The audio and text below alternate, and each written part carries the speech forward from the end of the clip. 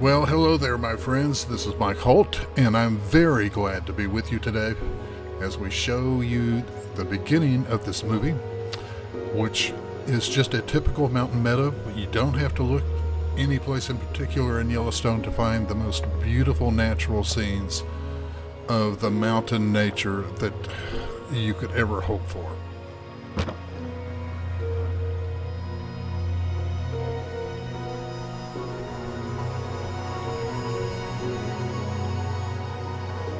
You know, it's easy to pass within 3 or 4 feet as you're driving along in Yellowstone and looking at the bison buffalo here, which just seem to be everywhere on a given day. But when you see them up close like this, you will realize how innocent these gentle giants really are. They have great beauty too.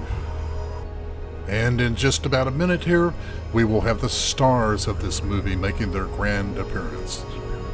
And that will be the Wapiti Pack, which I wanted to give you a sneak preview of today. And I'll have much more with the Wapiti Pack in the latter part of this movie.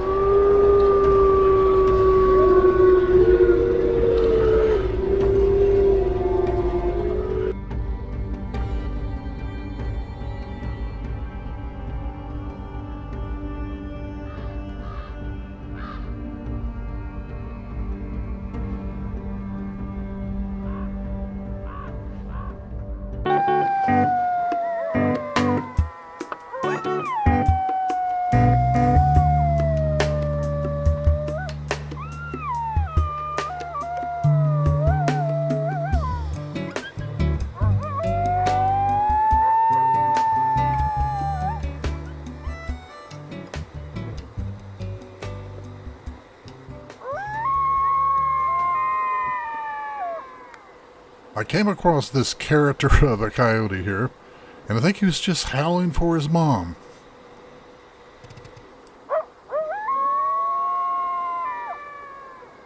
And the reason I think he's howling for his mom is because he seems to be hungry.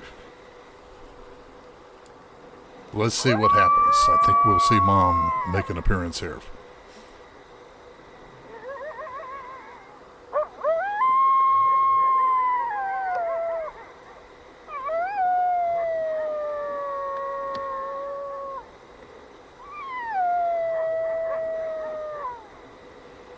And you can hear other coyotes in the distance answering his call, too.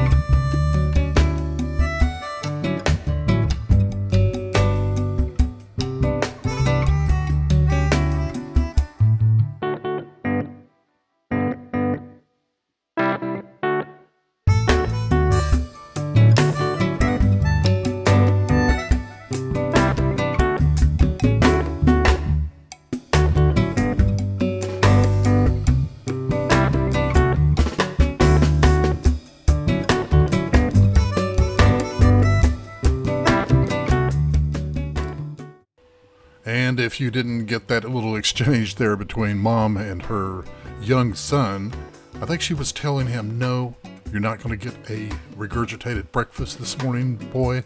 You need to get out and hunt like we do.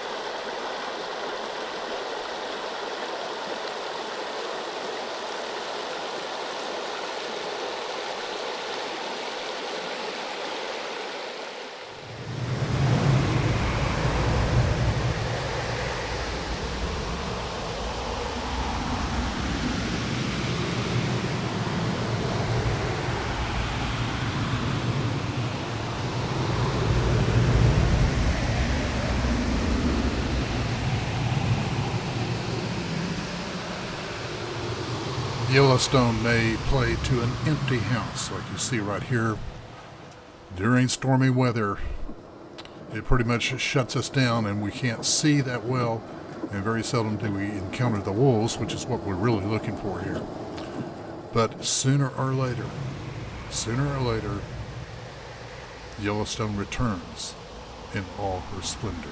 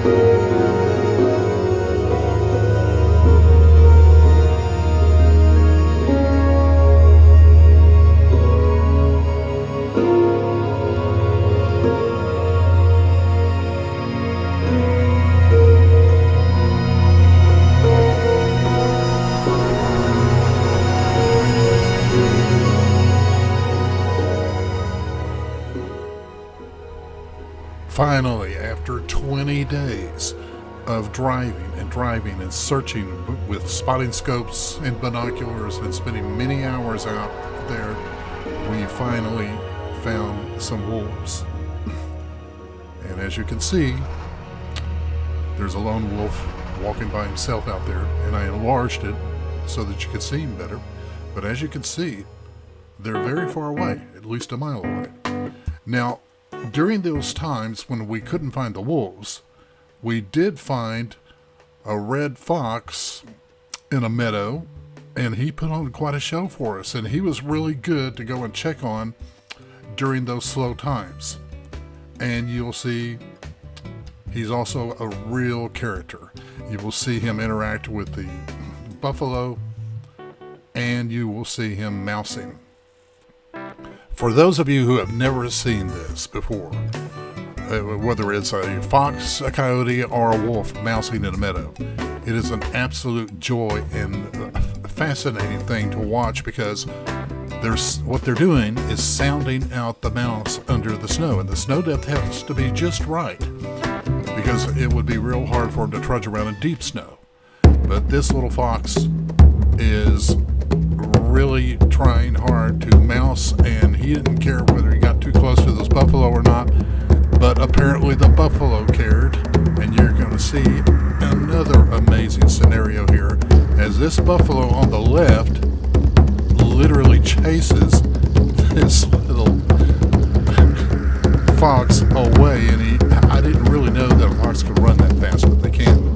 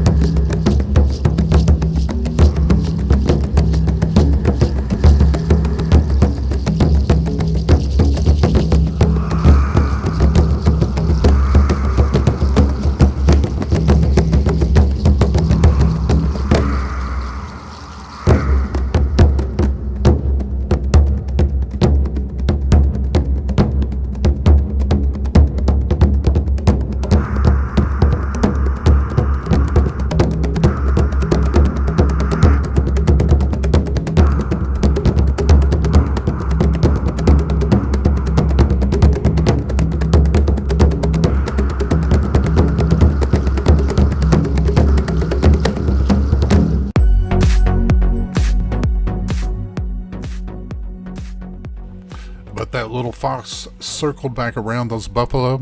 He was determined he was going to get himself a mouse this time, and he did. Let's watch.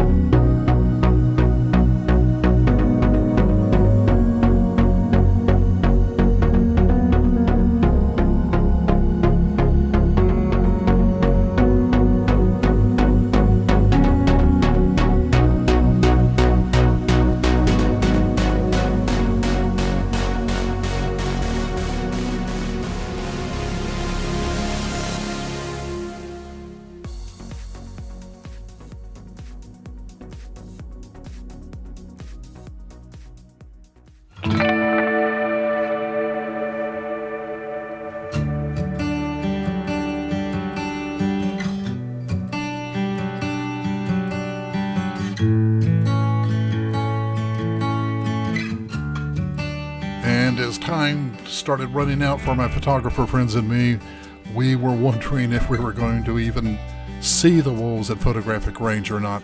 Here you can see, in the previous scene, I showed you that same wolf that you see way about halfway in your screen, and a little bit to the left you can see him moving around. I enlarged him so you can see him better, but you can see that kind of range is really no good. And so we drove and we drove and we drove for many hours every day. We also stayed put in one spot where we thought they may show up based on the previous times when we did see them show up to these spots. We did everything we could think of to do until the miracle happened. And here we are.